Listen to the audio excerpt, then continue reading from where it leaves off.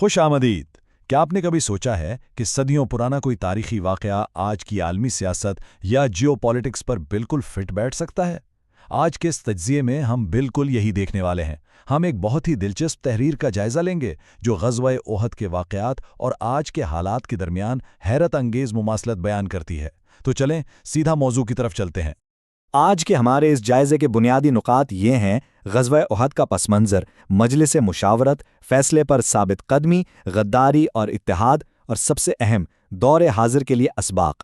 تو شروعات کرتے ہیں پہلے حصے سے، یعنی غزوہ احد کا تاریخی پس منظر۔ ذرا اس ٹائم لائن پر نظر ڈالیں۔ یہ ہمیں بتاتی ہے کہ شروعاتی دور میں مسلمانوں نے کس طرح مختلف حالات کا سامنا کیا۔ دیکھیں، 2 ہجری میں غزوہ بدر اور 8 ہجری میں فتح مکہ جیسی شاندار فتوحات ملیں، ہے نا؟ لیکن اسی دوران 3 ہجری میں غزوہ احد اور پھر غزوہ حنین میں کچھ وقتی لیکن کافی بھاری نقصانات بھی اٹھانے پڑے۔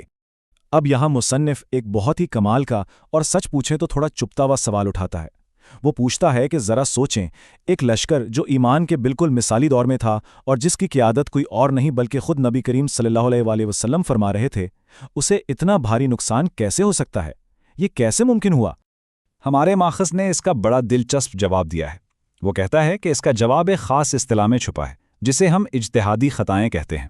اب یہ کیا ہیں؟ یہ دراصل حکمت عملی یا ججمنٹ کی وہ غلطیاں ہیں جو انتہائی مخلص اور نیک نیت لوگوں سے بھی ہو سکتی ہیں۔ مصنف کا ماننا ہے کہ ہمیں اپنی تاریخ کو پڑھتے ہوئے ان غلطیوں کو سمجھنا چاہیے تاکہ ہم آج ان سے سبق سیکھ سکیں۔ اور یہی بات ہمیں لے جاتی ہے ہمارے دوسرے حصے کی طرف، مجلس مشاورت یا شورا۔ جنگ سے بالکل پہلے جو مشاورت ہوئی نا، اس میں 2 بالکل مختلف آراء سامنے آئیں۔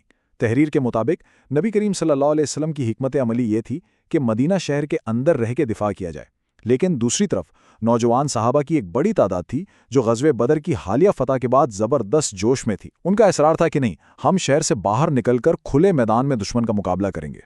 اور پھر ہوا یہ کہ نبی کریم صلی اللہ علیہ وسلم نے اکثریت کے اس جوش و جذبے کو تسلیم کر لیا۔ اس اقتباس میں بڑی تفصیل سے بتایا گیا ہے کہ کیسے آپ صلی اللہ علیہ وسلم نے جنگ کی تیاری کی، اپنے ہتھیار پہنے، امامہ باندھا، تلوار لی اور سکب نامی گھوڑے پر سوار ہوئے۔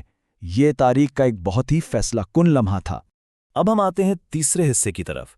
ایک بار فیصلہ ہو جائے تو اس پر ثابت قدمی۔ دیکھیں، جب ان نوجوانوں کو احساس ہوا نا کہ انہوں نے نبی کریم صلی اللہ علیہ وآلہ وسلم کی ابتدائی رائے کے خلاف اصرار کر کے شاید غلطی کی ہے، تو انہوں نے عرض کیا کہ آپ صلی اللہ علیہ وآلہ وسلم اپنی پہلی رائے کے مطابق ہی فیصلہ فرمائیں۔ لیکن آپ صلی اللہ علیہ وآلہ وسلم نے اپنا ارادہ بدلنے سے انکار کر دیا اور قیادت کا ایک زبردست اصول بیان کرتے ہوئے فرمایا کہ کسی نبی کے لیے یہ لائق نہیں کہ جب وہ جہاد کے لیے ہتھیار پہن لے تو پھر اسے اتارے یہاں تک کہ اللہ فیصلہ فرما دے۔ اس بات کو مزید واضح کرنے کے لیے مصنف نے سورۃ آل عمران کی آیت نمبر 159 کا حوالہ دیا ہے۔ یہ آیت ہمیں بتاتی ہے کہ ایک بار جب پوری مشاورت کے بعد آپ کوئی فیصلہ کر لینا تو بس پھر اس پر ڈٹ جائیں، پھر پیچھے مڑ کر نہیں دیکھنا بلکہ صرف اللہ کی ذات پر بھروسہ کرنا ہے۔ تو ان واقعات سے مصنف نے کیا اسباق نکالے ہیں؟ سب سے بڑی بات یہ کہ جب ایک حتمی فیصلہ ہو جائے تو اس پر بار بار سوچنا یا شک کرنا صرف نقصان دہ ہوتا ہے۔ اس سے پوری ٹیم کا مورال ڈاؤن ہوتا ہے اور ارادوں میں تزلزل آتا ہے۔ ہچکچاہٹ واقعی کسی بھی بڑے مشن کے لیے زہر کی طرح ہے۔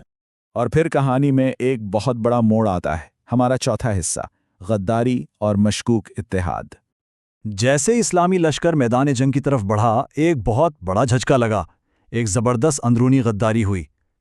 پورے 300 افراد، جی ہاں، منافقین کا سردار عبداللہ بن ابی آئین راستے میں اپنے 300 ساتھیوں کو لے کر فوج سے الگ ہو گیا اور واپس چلا گیا۔ اب ظاہر ہے اچانک اتنی بڑی نفری کم ہو گئی تو بعض صحابہ نے سوچا اور یہ مشورہ دیا کہ کیا ہمیں اپنے حلیف یعنی اتحادی یہودی قبائل سے عسکری مدد مانگ لینی چاہیے، اور یہاں سے بیرونی اتحاد اور غیروں کی مدد لینے کی ایک بہت اہم بحث شروع ہوتی ہے۔ لیکن نبی کریم صلی اللہ علیہ وسلم نے اس تجویز کا کیا جواب دیا؟ آپ صلی اللہ علیہ وسلم نے اسے فوراً مسترد کر دیا اور بالکل 2 ٹوک الفاظ میں فرمایا، ہمیں ان کی حاجت نہیں ہے۔ یعنی کرائسس یا مشکل وقت میں باہر والوں کی طرف دیکھنے کے بجائے اپنے اندرونی وسائل پر انحصار کرنے کی یہ ایک کمال کی مثال ہے۔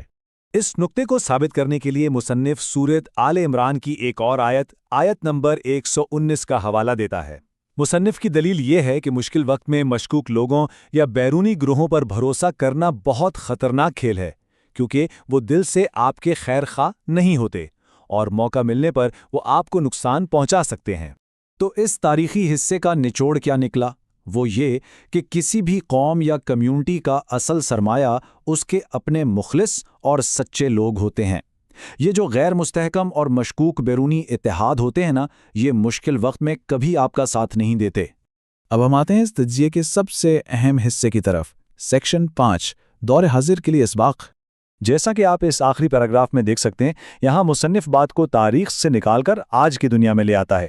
وہ غزوہ احد کے ان تاریخی اسباق کو براہ راست آج کی جدید اسلامی ریاستوں کے زوال کے ساتھ جوڑ دیتا ہے۔ یہ ایک بہت ہی بولڈ اور سوچنے پر مجبور کر دینے والا موازنہ ہے۔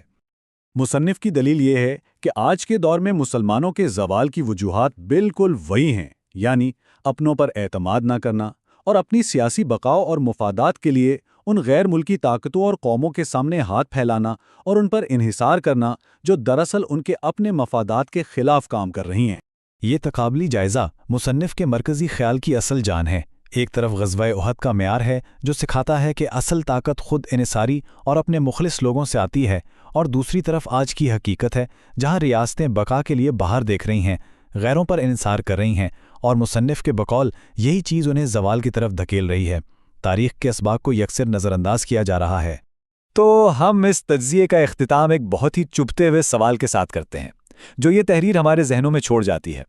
کیا آج کی جدید ریاستیں اور ان کے رہنما جانے انجانے میں وہی اجتہادی خطائیں نہیں دہرا رہے، طاقت کے لیے اپنے اندر دیکھنے کے بجائے باہر دیکھ کر؟